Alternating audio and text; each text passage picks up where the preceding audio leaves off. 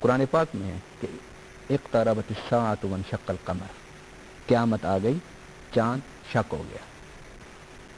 ابو جہل نے جب نبی پاک صلی اللہ علیہ وسلم کی دعوت و تبلیغ کو پھیلتے ہوئے دیکھا اور ہزار کوشش کے باوجود اس کو روک نہ سکا، تو اس نے سرداران مکہ کے ساتھ بیٹھ کے مشورہ کیا کہ یمن کا جو سردار ہے نا بادشاہ حبیب یمنی، اس کو بلاتے ہیں، اہل مکہ اس کا بڑا احترام کرتے ہیں، اس کی بات مان لیں گے۔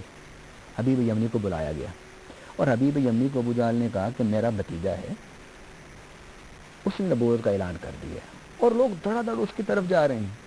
ہم نے لالچ دے کے دیکھ لیا ہے، ہم نے تشدد کر کے دیکھ لیے ہے، ہم نے رکاوٹیں ڈال کے دیکھ لیے ہے، رکتے ہی نہیں لوگ، آئے دن اس کے ماننے والوں میں اضافہ ہو رہا ہے، تو تمہارا بڑا اثر ہے اہل مکہ پر، تم ذرا انہیں سمجھاؤ۔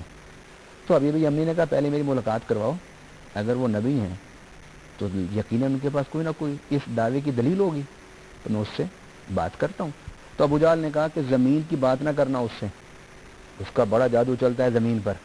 اس نے کہا تم فکر نہ کرو۔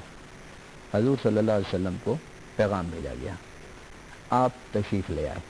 جب آپ وہاں پہنچے تو آپ نے حبیب یمنی سے پوچھا کہ حبیب یمنی آپ نے کس لیے مجھے بلایا ہے؟ تو حبیب یمنی نے کہا کہ میں نے سنا ہے کہ آپ نے نبوت کا دعویٰ فرمایا ہے۔ انہوں نے فرمایا ہاں۔ کہ دعوے کے لیے کوئی دلیل ہوتی ہے؟ فرمایا تم مانگو۔ حبیب یمنی نے کہا کہ آسمان پر چمکتا ہوا چاند، اس کے دو ٹکڑے کر دیں۔ حضور صلی اللہ علیہ وسلم نے رات کا انتظار کرو، رات کو تم بھی آ جانا اور میں بھی اپنے ساتھیوں کے ساتھ آ جاؤں گا۔ جبل ابو قبیس پر دونوں پہنچ گئے۔ حضور صلی اللہ علیہ وسلم نے چمکتے ہوئے چاند کی طرف اشارہ فرمایا تو حضور کی جب انگلی اٹھی تو چاند شق ہو گیا، ایک ٹکڑا دائیں اور دوسرا ٹکڑا بائیں۔ حبیب یمنی نے جب یہ دیکھا، ابھی دوسری بات کرنے ہی لگا تھا، اس نے کہا کہ میں اس واقعے کو دیکھنے کے بعد دوسرا مطالبہ آپ کے سامنے رکھوں گا۔ ابھی وہ دوسرا واقعہ، دوسرا مطالبہ رکھنے ہی لگا تھا کہ میرے آقا صلی اللہ علیہ وسلم نے خود ہی ارشاد فرما دیا، فرمایا جاؤ حبیب یمنی، جو تمہارے دل میں بات تھی اللہ نے وہ بھی پوری کر دی۔ حبیب یمنی وہاں سے بھاگے، گھر پہنچے، کیونکہ اس کا تعلق گھر سے تھا۔ جب گھر پہنچے، دستک دی تو دروازے پر ان کی ایک بیٹی جو لنگڑی لولی اندھی معذور تھی وہ آئی، اس نے دروازہ کھولا اور باپ کا چہرہ دیکھتے ہی کلمہ پڑھ لیا۔ تو حبیب یمنی نے کہا کہ تجھے یہ کلمہ کون سکھا گیا ہے اور تجھے یہ صحت کیسے ہو گئی؟ اللہ اکبر، اللہ اکبر۔ اس نے کہا ایک ماہ مدن، گورا سا بدن، نیچی نظریں، کل کی خبریں، وہ دکھا کے پھبن، وہ سنا کے سخن، مورا پھوک گئے سب تن من دھن، کہ ایک ایسی پیاری نورانی شخصیت آئی میرے خواب میں۔ انہوں نے کہا کہ بیٹا تم یہاں کلمہ پڑھ لو، تمہارے باپ نے جبل ابو قبیس پر کلمہ پڑھ لیا ہے۔ حبیب یمنی مسلمان ہو گیا۔ ابو جہل پہلے سے بھی زیادہ خون خوار ہو گیا کہ یہ کیا ہوا، میں تو حبیب یمنی کو لایا تھا کہ یہاں جو مسلمان ہو رہے ہیں ان کا راستہ روکا جائے، وہ خود مسلمان ہو گیا۔ اب دوسرے معجزے کا تعلق بھی ابو جہل سے ہے۔ ایک دفعہ ابو جہل سے لوگوں نے کہا کہ تم ایسے ہی ٹکرے مارتے پھر رہے ہو، سچی باتوں کو انکار کرتے پھر رہے ہو، تم ایک مطالبہ رکھو سامنے، اگر وہ پورا کر دیں تو کلمہ پڑھ لو، نہ کریں تو کہو کہ تم نہیں پورا کر سکے۔ اس نے کہا ٹھیک ہے۔ اس نے اپنے ہاتھ میں کنکریاں پکڑی اور اس کو چھپا کرنا چلا گیا، کہنے لگا کہ اے محمد صلی اللہ علیہ وسلم، کیونکہ ماننے والا جو نہیں تھا اس کا انداز خطاب تو یہی ہونا چاہیے تھا نا، وہ تو ماننے والوں کے انداز ہوتے ہیں، یا ایھا المزمل، یا ایھا المدثر، طٰہٰ، یاسین۔ حضور صلی اللہ علیہ وسلم نے کیا بات ہے؟ انہوں نے کہا بھتیجے یہ بتاؤ میری مٹھی میں کیا ہے، اگر تم بتا دو تو میں کلمہ پڑھ لوں گا۔ حضور صلی اللہ علیہ وسلم مسکرائے، مسکرا کر میرے آقا نے فرمایا میں بتاؤں کہ تیری مٹھی میں کیا ہے یا تیری مٹھی کی چیز بتائے کہ میں کون ہوں؟ بس اتنا حضور نے اشارہ ہی فرمانا تھا کہ اس کی مٹھی میں جو چیز تھی اس نے کلمہ پڑھنا شروع کر دیا۔ اس نے جلدی جلدی مٹھی کھولی اور کنکری زمین پر پھینکی اور کہنے لگا کہ تیرا بڑا جادو چلتا ہے۔ کیا بات، وہ بھاگ گیا۔ کیا بات ہے علم صاحب، یہ تو وہ معجزات ہیں جو حضور کریم صلی اللہ علیہ وآلہ وسلم کی ذات کے ساتھ منسلک ہیں۔ آپ یہ فرمائیے گا کہ کرامات جس کا ہم ذکر کر چکے اس پروگرام میں، یہ کیا خاص اللہ تعالیٰ کے بندے ہیں جن کے ساتھ یہ ریلیٹ کرتی ہیں، یا کوئی عام بندہ جس کو میں اور آپ نہیں جانتے وہ بھی کوئی کرامت دکھا سکتا ہے؟ یا بعض لوگ اس کو شوبدہ بازی بھی کہتے ہیں. کرامت اور شوبدہ بازی کا فرق، اور یہ کسی خاص کس بندے کے ساتھ کرامت جو ہے وہ ریلیٹ کرتی ہے، یہ فرمائیے گا.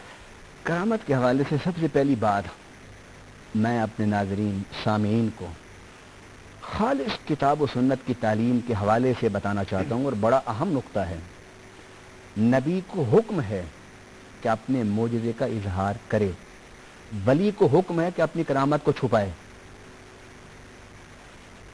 جو ولی کہلائے اور اپنے کرامتوں کی تشہیر کرے، اپنی کرامتوں کو پمفلٹ کی صورت میں تقسیم کرتا پھرے اور اپنی کرامتیں بیان کرنے والوں کی حوصلہ افزائی کرے، ازرو شرع یہ منع ہے.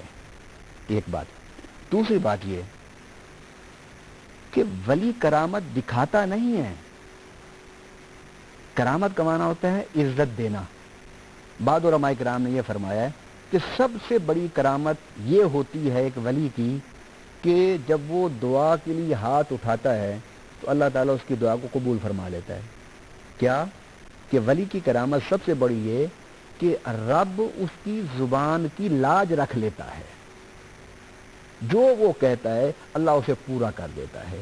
بھائی یہ کرامت ہے، بعض علماء نے کہا. رہی وہ کرامات کہ جو تکوینی امور کو تبدیل کر دیتی ہیں، جو تکوینی امور کو متبدل کر دیتی ہیں، آیا اس قسم کی کرامت اہل شرع کے نزدیک ہے یا نہیں؟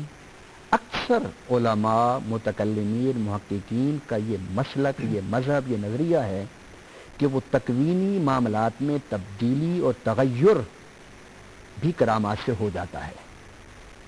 لیکن اس پر سارے متفق ہیں کہ ولی کی اور کوئی کرامت ہو نہ ہو، یہ ضرور ہوتی ہے کہ جو وہ زبان سے نکالتا اللہ اسے پوری کر دیتا ہے. علامہ صاحب، اولیاء جو ہیں ان کے منہ سے جو کچھ وہ اللہ تعالیٰ سے مانگتے ہیں اللہ تعالیٰ انہیں عطا کرتا ہے. ان کی ایک تو یہ کرامت ہے. آج کے اس دور میں جہاں پر میں اور آپ رہ رہے ہیں، ہمیں اولیاء کا کیسے پتہ چلے گا؟ ہمیں ان کی کرامت تک کیسے پہنچ سکیں گے؟ اور اگر ہمیں وہ نہیں ملتے تو جن اولیاء کے مزاروں کا ہمیں پتہ ہے، جن کے درباروں کا ہمیں پتہ ہے، کیا ہم وہاں پر جب جو کچھ جا کے مانگیں گے وہ قبول ہوگا؟ اللہ تعالیٰ وہ ہمیں عطا کر دے گا؟ یہ بڑا اہم سوال ہے کہ ولی ہے کون، ولی کی پہچان کیا ہے، ولی کی علامت کیا ہے. اللہ رب العالمین نے قرآن پاک میں ہر چیز بیان کر دی ہے. نبی پاک صلی اللہ علیہ وسلم نے قرآن کی تفسیر فرما دی ہے. اس میں کوئی نقطہ ایسا نہیں کہ جسے ہم سمجھ نہ سکیں یا سمجھا نہ سکیں. آئیے قرآن پاک میں اللہ تعالیٰ فرماتے الا ان اولیاء اللہ لا خوف علیہم ولا هم یحزنون، کہ اللہ کے ولیوں کو نہ کوئی خوف اور نہ کوئی غم. اے اللہ، یہ تو نے ولیوں کی شان بیان کر دی کہ انہیں کوئی خوف اور غم نہیں ہے جو تیرے ولی ہیں. تو ولی کہتے کسے ہیں؟ فرمایا ولی دوست کو کہتے ہیں. ولی ولایت سے ہے نا، ولی دوست، ولی محب، ولی تعلق والا. تو اللہ کا ولی وہ ہوگا جو اللہ سے محبت کرتا ہو، جو اللہ سے تعلق رکھتا ہو، جو اللہ سے نسبت رکھتا ہو. اب یہ تو ہو گئی الفاظ ولی کے حوالے سے. اب ان الفاظ میں ولی کی پہچان ہم نے تلاش کرنی ہے نا. تو قرآن پاک میں اللہ نے فرمایا الذین آمنوا وکانوا یتقون، کہ ولی کی پہلی نشانی یہ ہے کہ وہ صاحب ایمان ہوگا، صاحب ایمان. اور دوسری نشانی یہ کہ وہ صاحب تقوی ہوگا. اور صاحب ایمان کس کو کہتے ہیں؟ صاحب ایمان اس انسان کو کہتے ہیں کہ جو اپنے ذہن اور دل کو ہر وقت اللہ سے جوڑے رکھے، سوتے جاگتے کھاتے پیتے اس کے دل میں یہ یقین واثق ہو کہ جو کچھ کرنا ہے میرے اللہ نے کرنا ہے.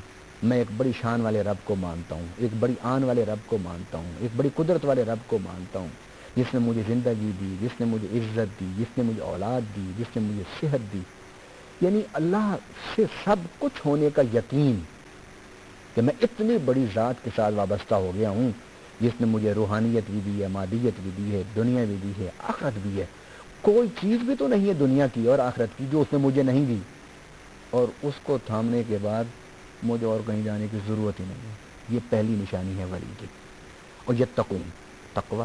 اب تقوی کس کو کہتے ہیں؟ تقوی کہتے ہیں کہ جو اللہ نے کہا وہ کرو اور جو اللہ نے روکا اس سے رک جاؤ. یعنی جو اوامر ہیں ان پر عمل کرو اور جو منہیات ہیں ان سے رک جاؤ. اب اللہ نے حکم کن چیزوں کا دیا؟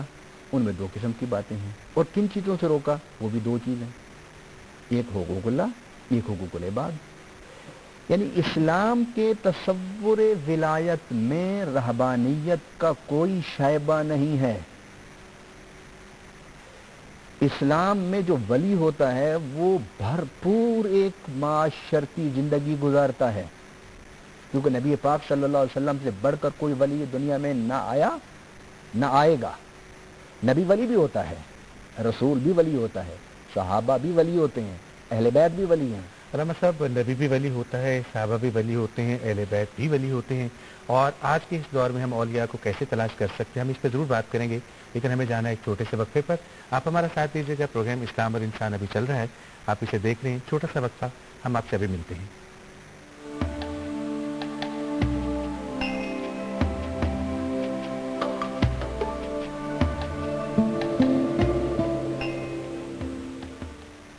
جی، آپ سب کو ایک بار پھر ویلکم کہتے ہیں اس پروگرام میں، جس میں آج ہم بات کر رہے ہیں معجزات اور کرامات کی. علامہ صاحب، وقفے سے پہلے آپ فرما رہے تھے کہ ولی کون ہوتے ہیں اور ان کی کرامات کیا ہوتی ہیں، اور آج کے اس دور میں ہم ان کو کیسے تلاش کر سکتے ہیں.